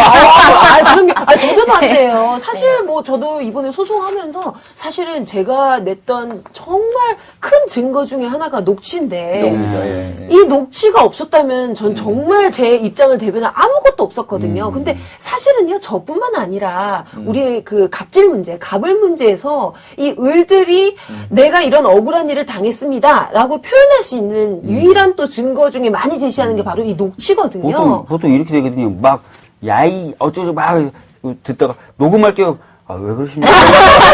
그렇죠. 네. 저희도 요즘 네. 의원실에 특히 제가 이제 개고기 금지법 발의한다고 이렇게 했더니 뭐 쌍욕은 아주 약과인 거고 네. 살해 협박 네. 엄청나게 와요. 그래요. 그때 이제 그 우리 보좌진이 녹음해도 괜찮겠습니까? 뭐 싹 이제 전화 끊어버리고 네. 뭐 이런 부분들이 있죠. 네. 얼마 전에 그 최순실 박근혜 게이트 관련해서 했던 어떤 분은 통화만 되면 자동적으로 녹음이 되는 앱이 있다면서요. 저 예전에 했었어요. 네. 맞아요. 그래서 네. 그분 보면 뭐 중국집 주문하는 것도 있고 막 3천 몇백 개인가 파일이 있는데 그 중에 대부분 쓸모없는. 네. 솔직히 그 정말 피해자들을 위해서는 이 녹취하는 법이 정말 필요한데 그리고 사실 우리가 녹취할 때 제한은 두고 있잖아요. 당사자가 들어가 있어야 되잖아요. 그렇죠. 제3자가 녹취를 할 수는 없잖아요. 그렇죠. 그 정도로 이런 방패막이 있음에도 불구하고 뭐 때문에 이 법안을 자유한국당에서 냈는지 저는 그 의도가 굉장히 좀 궁금하더라고요. 저도 이제 의도는 궁금한데 네. 뭐 이런 건 있을 수 있을 것 같아요. 최근에 이제 최순실 박근혜 게이트에서 주요 증거가 통화 녹음이었다 이런 네. 얘기도 있고요. 그 다음에 이제 공무원들이 최순실 박근혜 게이트가 터진 뒤에 그렇게 녹음을 많이 한답니다. 왜냐하면 나중에 자기가 책임을 질 수 있으니까 상관에 명백한 지시가 있었다. 또 자기는 거기에 저항했었다라는 걸 남기기 위해서 통화 녹음뿐만 아니라 항상 상관을 만날 때 녹음 상태로 녹음 켜놓고. 사실은 네. 그런 이제 의심들이 많이 제기가 됐죠. 네. 이 법안 발의가 기사화되면서 그 댓글들 보면 대부분 지난번 윤상현 의원 관련된 스캔들도 녹음 때문에 녹음 때문에 나왔죠. 일어났고 그다음에 이제 KBS 이정현 이정현 의원 김시곤 네, 그 부분도 이제 녹음 때문에 일어났고 그런 것들 때문 아니냐. 그래서 자신들이 범할 수 있는 그런 범법이거나 비난받을 만한 일들을 아예 원천적으로 증거가 없도록 하기 위해서 아니냐. 이런 어떤 비난성 댓글이 대단히 많더라고요. 네. 그리고 뭐 요즘에 안종범 수첩이 문제가 된 뒤에 정기적으로 수첩을 불태우는 행사를 그래요. 캠프파이어. 야, 3월부터 6월까지 쓴 거 갖고 와. 아니면 이 법의 취지대로라면 앞으로 수첩 제작업자들은 반드시 일정 기간 이후에 자동 소각되는 장치를 의무화하도록. 네, 제가 이거 방금 한 건 농담인데요. 오늘 저희 밥 먹다가 저희 보좌관 중에 하나가 저희들은 정기적으로 캠프파이어를 하겠습니다. 수첩을 재료로 이렇게 딱 얘기를 하길래 네. 고개 차관에서 농담 한 마디 던졌어요. 재밌었습니다. 박주민 의원님의 얘기를 다 적은 그 수첩을. 네. 심각하거든요. 제가 수업하기 전에 네. 취재차 한번 취재, 들르겠다고 취재하셔요. 그러주세요. 네. 카피만 한번 해도. 네. 근데 외국 같은 경우에는 아이폰도 이제 통화 녹음이 안 되는 이유 중에 하나가 법으로 통화 녹음을 못하게 해놓는 나라들이 좀 있는 거잖아요. 그럼 나라들에서- 해외에서는 그런 사례가 왜 있는 건지도 네. 또 궁금하네요. 이 법안 발의한 의원님하고 자유한국당 측에서 미국의 30몇 개 주가 아예 통화 녹음이 불법이다 이렇게 네. 말씀하셨는데 사실 알고 봤더니 그게 아니었어요. 팩트 체크 아니었군요. 들어가니까. 아니에요. 네, 그래서 그러나 확인 결과 워싱턴 DC, 뉴욕, 뉴저지 모두 합법이었고 모두 39개 주에서 합법, 불법인 주는 11개, 그리고 1개 주는 규정이 없었습니다. 그래서 일단 물론 이제 여러 가지 사생활 보호라든지 혹은 사적인 것들이 공개화되는 이런 현상들에 대한 어떤 경계는 필요하겠지만 이걸 굳이 법으로 의무화까지 시켜가면서 취재의 어려움 네. 혹은 약자들의 자기 보호 또는 공무상의 그런 불법적인 행위에 대한 증거의 확보 이런 보다 더 중요한 가치들을 꼭 이렇게 손상시켜야 되겠는가 그런 이제 반론들이 상당히 강하게 이 법안은 자동 폐기하는 것으로 폐기하는 것으로. 결정됩니다. 근데 문제는 자유한국당에서 이 법안을 이번 달의 법안 이렇게 선정해서 적극적으로 추진하고 싶어 이게 하시더라고요. 대표 법안으로 또 대표 내세우고 법안으로. 있군요. 네. 아니 법안이 그렇게 없어요? 이게 왜 대표 법안이에요? 본인들이 너무 손해를 많이 보셔가지고 그러신 건지. 아하, 네. 자유한국당 의원님들 실망입니다. 자유한국당인데 왠지 자유스럽지 않아요. 그래요. 자유를 누려야죠. 녹지 마음껏 할 수 있게 도와주세요. 네.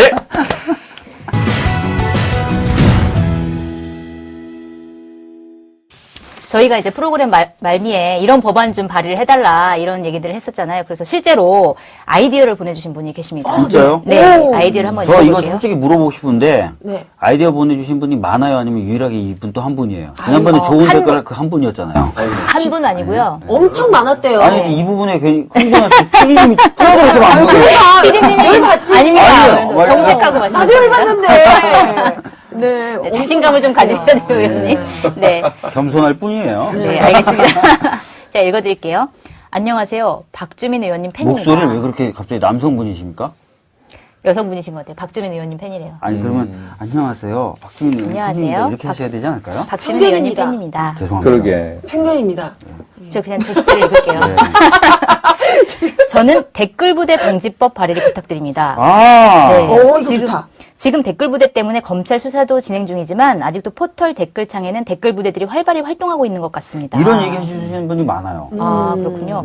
이는 인터넷 여론을 호도하는 심각한 범죄라고 생각합니다. 정치뿐 아니라 상업적인 곳에도 특정 제품에 대한 잘못된 정보를 유포하는 댓글부대가 있는 것 같습니다. 맞아요. 이렇게 댓글부대를 동원해 여론을 호도하는 범죄를 저지르는 자들을 처벌할 수 있는 댓글부대 방지법 영화 발의를 간절히 배급사가 많이 타격을 받겠는데. 이거 100% 타격받죠. 영화 배급사들 감동적이었어요. 그래서. 그러면 또 다른 사람이 적잖아요. 직원? 밑에 애쓴다? 뭐 이러면서. 네, 이렇게 팟캐스트 댓글로 시청자 에티카님이 의견을 보내주셨는데요. 에티카님. 네, 에티카. 어떻게 가능할까요? 정부에 의한 국가 권력에 의한 여론 호도는 좀 처벌을 해야 되겠지만 처벌 받을 수 있죠. 네, 그거는 가능하죠. 그쵸. 근데 4인 대 4인끼리 뭔가 이렇게 하는 것까지 국가가 다 개입해가지고 처벌한다 그러면은 그런 부분은 약간 좀 애매할 수가 있어요. 한때 우리 그거 기억나세요? 그 문재인 대통령 취임 100일 됐을 때 기자회견 했을 때 검색 순위로 문재인 예. 뭐 이렇게 고마워요, 문재인. 고마워요 고마워요, 문재인 문재인. 이게 네. 계속 뜨니까 자유한국당이 뭐라 그랬어요? 댓글 부대다. 다 처벌해! 이러면서. 여론조작이야! 이랬잖아요. 온 국민이 철컹철컹. 네. 네. 이게 구분돼야 되는 건데, 그런 구분이 없으신 거죠. 국가기관에서 특정한 목적 때문에 조직적으로 왜냐면 하는 그거는 것과 국민의 종이어야 될 국가기관이 주인인 국민의 의식을 조작하는 건데, 네. 이거는 개인들끼리 자유롭게. 뭔가 좀 하기 위해서 자유롭게 하는 건데, 그것까지 다 처벌하게 되게 되면 약간 좀 어려움이 있을 수 있어요. 이분 제 생각에는 그런 것 같아요. 지금 우리가 법적으로 지금 있는 현행법으로도 국가기관에 대한 아주 조직적인 댓글에 관해서는 처벌을 할 수 있는데 이게 너무 심각하다 보니까 이제 널리 퍼져 있다 보니까 답답한 마음에 아마도 그렇죠. 이런 네. 법안이라도 좀 있었으면 좋겠다라는 희망사항을 또 보내주신 거 아닌가. 뭐 그리고 저도 뭐 취지에 정말 공감합니다. 특히 국가기관은 당연히 문제고, 그건 뭐 국정원법 위반, 공직선거법 위반, 뭐 국가공무원법 위반 이미 법에 의해서 다 처벌받죠. 특히 직무 중에 한다면. 그런데 지난번에 우리가 그 십자군 알바단 이런 경우는 일반 민간인들이에요. 그 다음에 이제 이번에 그 국정원 외곽부대인 민간인들 그리고 지금 자유한국당은 자기들의 댓글 부대를 창설했어요. 지금 온라인 전사, 뭐 인터넷 거기에 전사 대표님이 그 주옥순 여사님이시더라고요. 엄마 부대 엄마 부대. 거기서 많이 뵌 분이 거기 계셔가지고 엄마 이랬더니 그분이 계시더라고요. 아니, 난 부대야! 이러면서. 그러니까 이제 상당히 그 악의적이고 네. 여론 조작적이며 집단적으로 특히 이게 블랙리스트랑 뭐 맞고 종북몰이 여론몰이랑 만나게 될 경우는 특정 개인들을 타겟으로 좌표를 찍는다고 하죠. 그 사람들을 아주 뭐 집중적으로 괴롭히는 이런 현상까지 벌어지니까 분명히 문제는 문제예요. 민간에서도 충분히 조직적으로 행해질 수 있다. 행해질 수 있고. 네. 그래서 충분히 공감합니다. 근데 문제는 그 박준영 의원님 말씀처럼 사실 이게 댓글 부대냐 아니냐 구분 자체가 너무 어려워요. 맞아요. 너무 어렵고 개인의 자발적인 그런 온라인 활동도 자칫 이게 만약에 법이 만들어지면 그런 범죄로 그 낙인 찍히고 피해를 볼 수 있는 여지가 있죠. 그래서 이 부분에 대한 주의가 필요하기 때문에 새로운 법을 만들기보다는 기존에 있는 법들을 조금 더 제대로 적극적으로 잘 적용을 해서 정말 피해를 입히는 가해적인 그 댓글 부대들은 현행법으로 적용 의율 될 수 있도록 그 집행을 좀 잘해야 될 것 같습니다.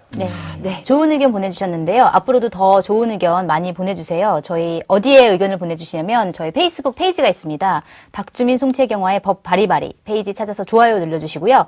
여기에 의견을 남겨주시면 저희가 또 논의를 하고 또 실제로 좋은 법안인 것 같으면 아마 박주민 의원님께서 발의를 하실 수도 있으실 것 같아요. 뭐 국회에서 논의를 할 수도 있고요. 꼭 제가 발의하지 않더라도 뭐 특별히 선호하시는 의원님들 있으면은 지정해 주시면은 그분들한테 토스를 해드리고. 그리고 그 얘기도 해주세요. 세트 원하시면 여기 계세요.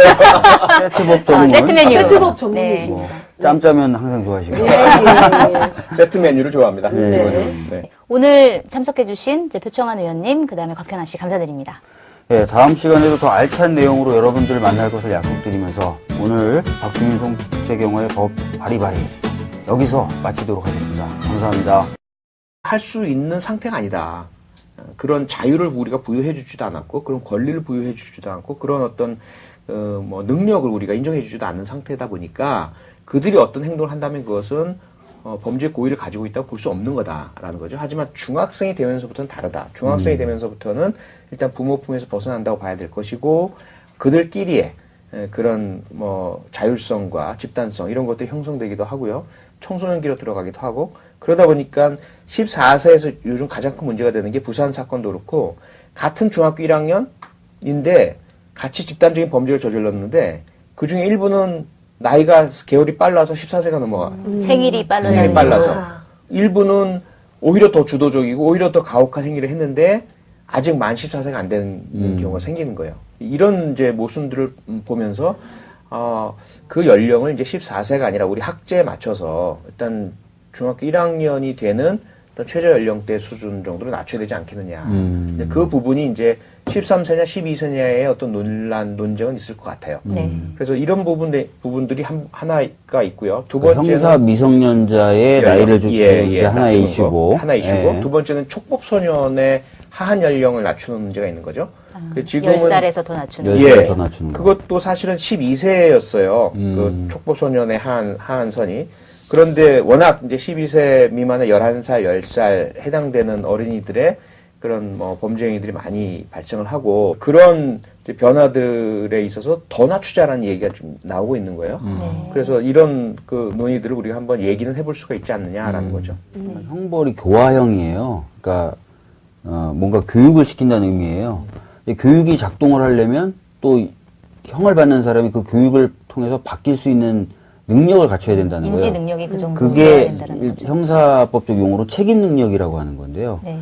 그래서 이제 10살이나 뭐 14살 이렇게 얘기하는 게 형벌이 효과를 진짜 미칠 것인가, 교화형으로서 형벌이 효과를 미칠 것이냐.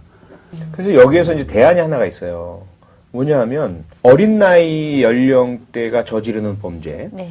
그런데 그 캣맘 사건에서 보듯이 사망 사건의 용의자가 초등학생으로 밝혀졌습니다. 식당에서 낙하 실험을 하다가 그랬다고 경찰에 자백했습니다. 피해자의 문제가 있잖아요. 그렇죠. 네. 우리가 가해자만을 생각을 한다면 당연히 이제 그 가해자 연령, 저연령 부분, 또 인지 능력, 교화의 어떤 가능성 이런 것들을 이제 봐야 되겠지만 그러면 그 상대방의 피해자는 어떠냐라는 거죠. 또 하나의 문제는 그러면 그 어린 연령대의 어린이들이 범죄를 저지르도록 야기한 원인을 제공한 부모는 책임이 네. 없느냐 그게 제일 문제가 저도 있는 궁금한 거죠. 부분이에요. 네. 그래서 지금 미국 같은 곳에서는 두 가지 접근을 합니다.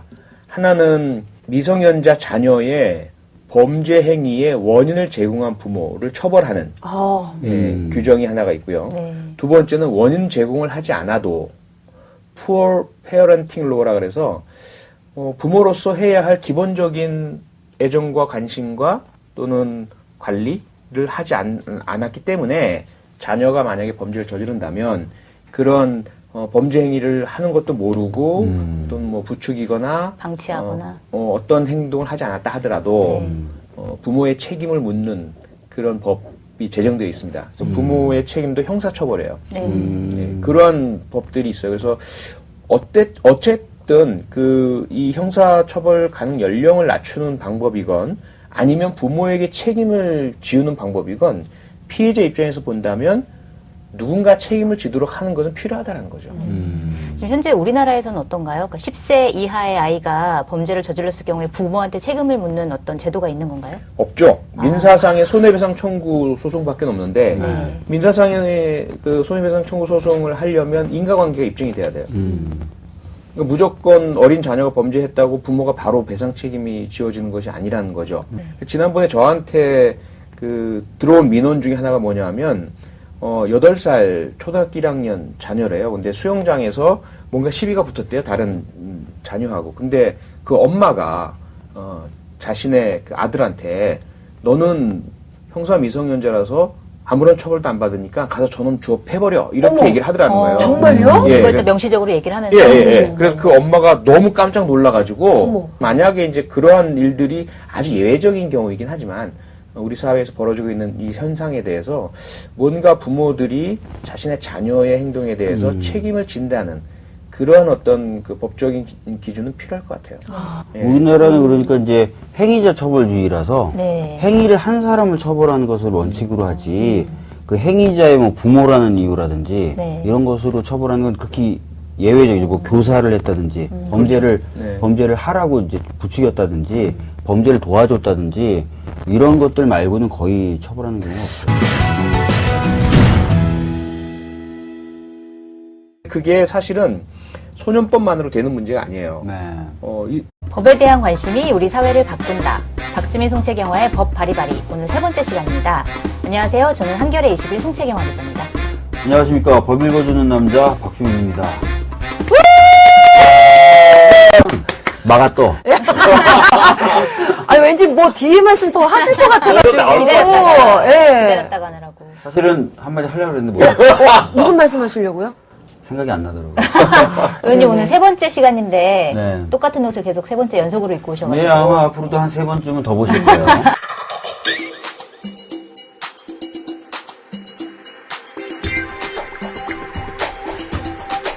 근데 그 한 번 양복 입으시면은 얼마큼 입으시는 거예요? 보통 한 달 반, 2달이고요. 안 빨고요? 저희 어머님이 그래서 2주에 한 번씩 오셔가지고, 네. 그 청소도 좀 해주시고, 밀리 빨래가 있으면 빨래도 좀 해주시는데, 포스트잇을 그래서 꼭 좀 붙여놓고 가세요. 떠나실 때. 이번에는 옷 좀 갈아입어. 옆 사람이 냄새 난다 그러면 어떡해. 어머. 어느 지경이 돼야 갈아입으시는 건가요? 겨드랑이가 하얘질 때까지. 예. 원래 속옷은 우리 아니신 박주민 거죠? 의원님은 그 길거리나 어디에서나 주무셔야 되기 때문에 네. 옷이 너무 좋거나 자주 바뀌시면 좀 안 되죠. 그렇죠? 아니 그것보다도 사실은 밤에 들어가서 또 아침에 일찍 나올 때 그 사이에 옷을 갈아입는다는 게 너무 저한테는 좀 귀찮은 일이고요. 그럼 한 5초면 갈아입지 않나요? 네. 계속 지적하시는 거 보니까 냄새가 났나 봐요. 아직 냄새는 안 나는데. 아, 그런가요? 아침마다 냄새는 체크하거든요. 역시. 이렇게 하시면서. 네. 깔끔한 남자? 광고 네. 들어오나요 이제? 그럼요. 페브리즈! 턱다리가도 냄새가 안 나요? 오늘 출연자 소개해드려야 될 것 같은데요. 지난번 1회 때 나오셨던 표창원 더불어민주당 의원님 나오셨습니다. 안녕하세요. 네, 저하고 반대되는 평가를 받으시는 분이에요. 네. 그 센스가 있다. 옷을 입으시는. 오늘도 얼마나 멋지게 입고 근데 이제 오셨어요. 주로 사모님이 그렇게 코디를 잘해주신대요. 네, 역시. 사실은 저는 패션 테러리스트예요. 혼자 놔두면 이상하게 입어요. 네. 뭐 색깔도 못 맞추고. 네. 다 이제 아내가 이렇게 골라주니까. 솔직히 저는 오늘 표 의원님 입으신 바지를 보여드리고 싶어요. 바지 한번 보여주세요. 되게 얼마나 유행이 될 수 있어요. 궁금하시겠어요. 와. 유시민 의원이 유행시킨. 네, 너무 멋있으십니다. 색깔 매치가 훌륭합니다. 고맙습니다. 근데 표 의원님이 그럼 거의 반고인가요? 반고가 뭐예요? 반고정. 아니, 반고 아니고요. 네, 반고 아니에요? 3분의 2 고정이에요. 3분의 2 고. 3회 했는데 2번 나오셨거든요. 네, 그러네요. 이제까지는. 네. 네. 또 소개를 해드려야 되는데, 방송인 곽현아 씨 나오셨습니다. 오늘부로, 고정이 되죠. 네, 고정 패널로. 축하드립니다. 감사해요. 네. 좀 격렬하게 축하해 주실 줄 알았는데. 그렇죠. 티셔츠 찢고 이런 거 좀 해주실 줄 알았는데. 뭘 없어서 찢어야 좀 갈아입으실 것 같은데. 네, 제가 여기 고정이 된 만큼 정말 최선을 다해서 저희가 그 팟캐스트계에 정말 혁신을 일으킬 수 있도록 제가 이 몸 하나 불사르겠습니다. 좋습니다. 네. 감사합니다. 곽현아 씨 없으면 우리 프로그램 별로 재미없을 것 같아요. 주변에서 그러더라고요. 네, 힘내겠습니다. 네, 감사합니다. 안 계시면 굉장히 조용한 그런 예. 방송이 될 것 같아요. 네. 법이 좀 재미없잖아요. 네, 맞아요. 딱딱하고. 네. 이걸 왜 하자 그런 거예요, 도대체? 이 프로그램의 시작 취지를 알 수 없어요. 법에 대한 관심이 사회를 바꾼다. 정치를 바꾼다. 사회를 바꾸기 위해서 네. 재미없어도 참아라 시청자들은. 그렇죠. 그런 취지로 시작했으나 다행히 곽현아 씨와 또 나름의 유머를 겸비하신 우리 의원님께서 그래서 살려주고 계십니다. 그 법으로 사회를 바꾼다잖아요. 근데 진짜 재미없으면 법으로 사회자 바꿀 거예요. 재밌다. 아재 개그도 아니고. 네, 뭐지 이거. 아중 개그. 아중 개그, 독신 개그, 독신자들이 하는 개그.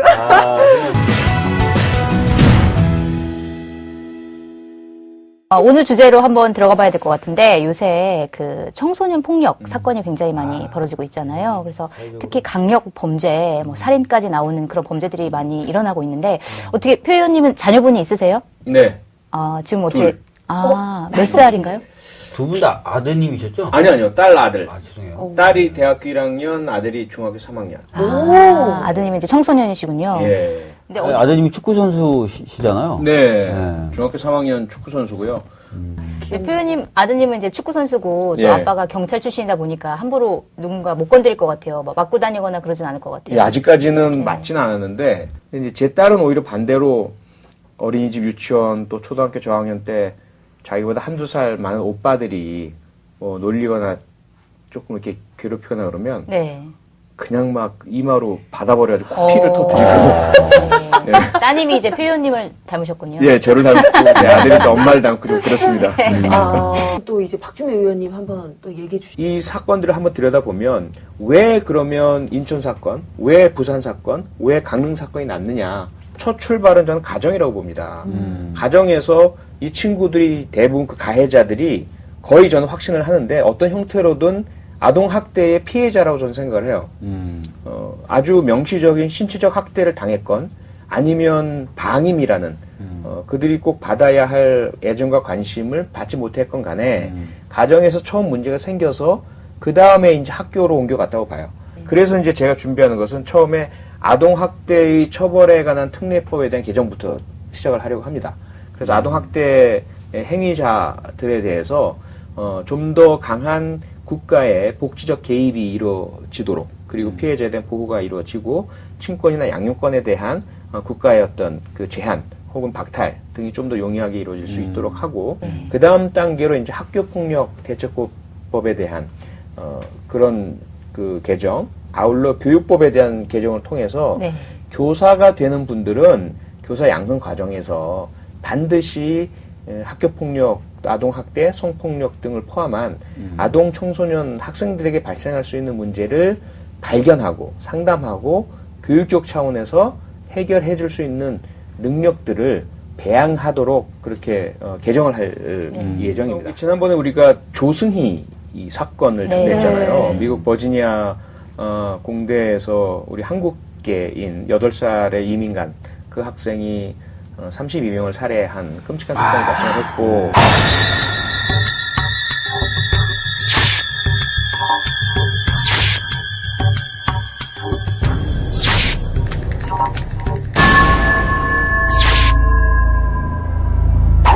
사건을 들여다본 미국 사회는 그 원인이 학교폭력에서 시작됐다는 것을 발견을 합니다.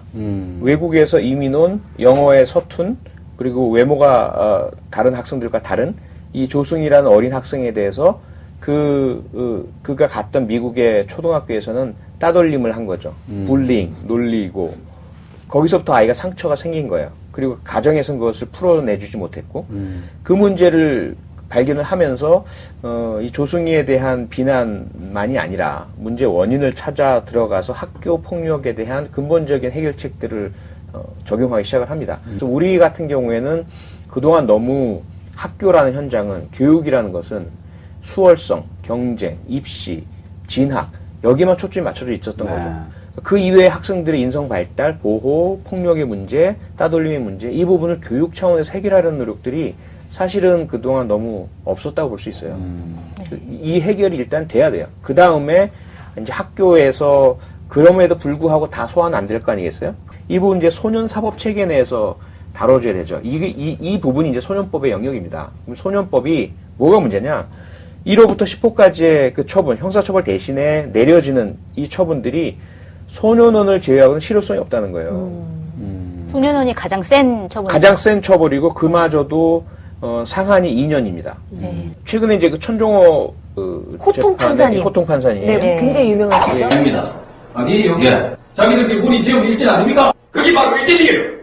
그걸 모르고 있으니 아이 교육 어떻게 시킬까요? 이분의 말씀은 2년이 너무 짧다라는 거죠. 아, 소년원의 교화시키기에는 예. 교화시키는 기간에는 예, 그래서 그 상한을 좀 늘려달라라는 그런 요청을 하고 계시는 거고, 그 전 단계에서 그러면 소년원만 있으면 어떻게 해요? 다른 10가지가 사실 마련된 건데, 그 경중에 따라서. 네. 근데 그 10가지의 가장 핵심은 뭐냐면 보호관찰관이에요.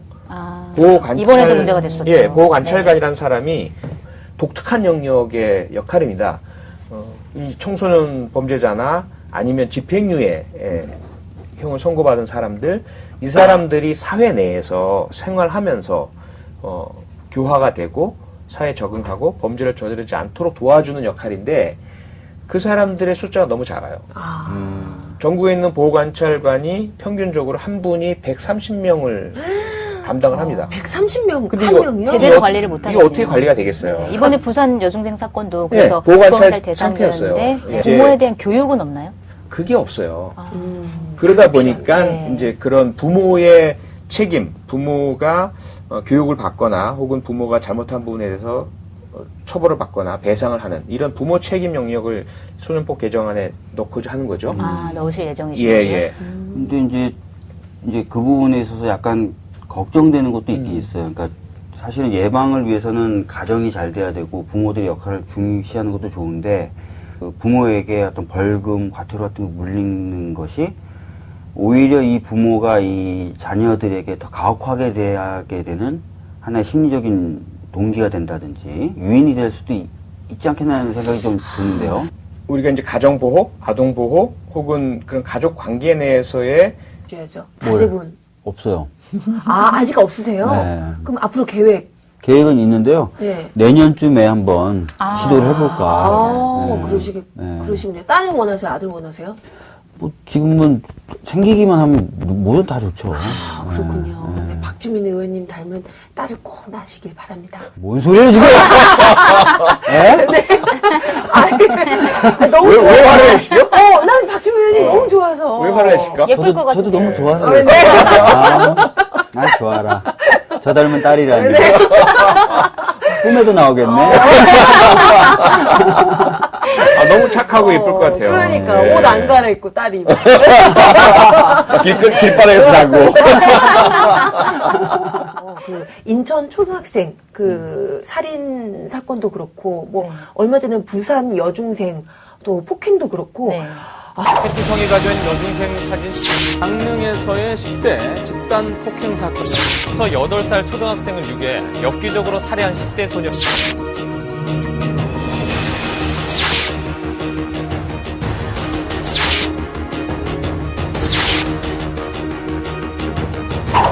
정말 많은 분들이 놀라셨는데 그래서 요즘 이 법에 대한 관심이 굉장히 네, 높아졌다면서요? 굉장히 높죠. 소년법이라고 이제 소년법 개정안이 여러 의원들 사이에서 이제 개정안이 발의가 됐고 이제 표창원 의원님 같은 경우에는 이제 올해 11월에 그러니까 종합적인 이제 소년법을 개정을 해가지고 발의할 예정이시라고 들었습니다. 네네. 그 소년법 뭐 내용이나 이런 것들은 좀 한번 설명을 해주신다면. 우선은 소년법이라는 것 자체가 그 18세 미만의 청소년, 아직까지 성인이 되지 않은 그런 그 청소년과 어린이들의 특성을 그 감안해서 형사 절차를 좀 다루자. 뭐 이것입니다. 맞죠. 그래서 가장 중요한 것 중에 하나는 뭐냐면 이제 형사 미성년자 연령이에요. 그 형법에서 다루고 있는 건데 14세 미만. 근데 여기에다가 이제 촉법소년이라는 개념이 있죠. 형사 미성년자 중에서 특히 그 형사 처벌은 못하지만 보호 처분을 할 수 있는 연령 뭐 이렇게 좀 나누고 있고요. 네. 또 하나는 그런 청소년기의 특성을 반영을 해서 형사 처벌보다는 보호 처분을 하도록 하자. 그래서 만약에 이제 범죄를 저질렀을 경우에 성인 같은 경우는 바로 이제 형사 입건, 그다음 기소 이렇게 밟아 나가지만 미성년자의 경우에는 우선 검사가 조건부 기소 유예라는 걸 할 수가 있어요. 선도를 받아들이느냐에 따라서 아예 이제 기소를 미루는 거죠. 그리고 큰 문제 없으면 그대로 없어지는 거고요. 그 다음에 이제 일반 형사 법정이 아니라 소년 법원, 그러니까 가정법원이나 지방법원의 소년부에서 전담 판사가 일반 형사법원과는 다른 형태로 그 심리를 합니다. 가장 강한 처분이 소년원에 가는 거죠. 소년원에 이제 2년까지 가는 것이고요. 최대 기간이 2년. 최대 기간이. 네. 그리고 또 소년법의 특징 중에 하나는 임기 구속을 하지 못하도록 정하고 있어요. 네. 거기에다가 이제 특히 그 59조 같은 경우는 강력 범죄를 저질렀을 경우에도 사형이나 무기징역형은 내리지 못하도록 하고 있고 최대 15년형을 내리도록 하는 이러한 이제 제한 규정들이 있는 거죠. 그러다 보니까 그 최근에 인천 사건, 부산 사건들을 접하면서 많은 분들께서 이게 다 소년법 때문에 미약한 형벌이 내려지고 그 미약한 형벌로 인해서 계속해서 반복해서 범죄가 일어난다라는 그런 그 생각들을 하신 분들께서 소년법 폐지 청원을 하는 그런 이제 상황에 도달하게 된 것이죠. 그 개정안 발의된 그 내용을 보면 주로 지금 이제 촉법 소년이라고 불리는 그 나이대가 10살에서 14살 미만까지잖아요. 근데 그거를 좀 줄여서 12세 미만으로 하자. 그러니까 이렇게 연령을 줄이는 것에 대해서는 조금 어떻게 생각하시고? 그 문제가 사실 일단은 사회적 논의가 필요하다고 생각을 해요. 네. 왜냐하면 정답이 있지는 않거든요. 맞아요. 형사 미성년자 연령이라는 것이 우리나라나 일본, 독일, 우리가 이제 그 독일 법계를 개수하면서 받아들인 건데, 그런 나라들은 14세예요. 네. 그런데 영국 같은 경우는 10살, 10세. 그 다음에 훨씬 어리네요. 예, 이거는. 스코틀랜드는 또 8살. 네. 그리고 미국 같은 경우는 주에 따라 또 다 달라요. 어떤 주는 아예 형사 미성년자라는 기준이 없어요. 그리고 어떤 성인이랑 똑같이 하는 거예요? 일단은 그래요. 일단 그렇게 하죠. 판사가 재량으로. 판사 재량으로.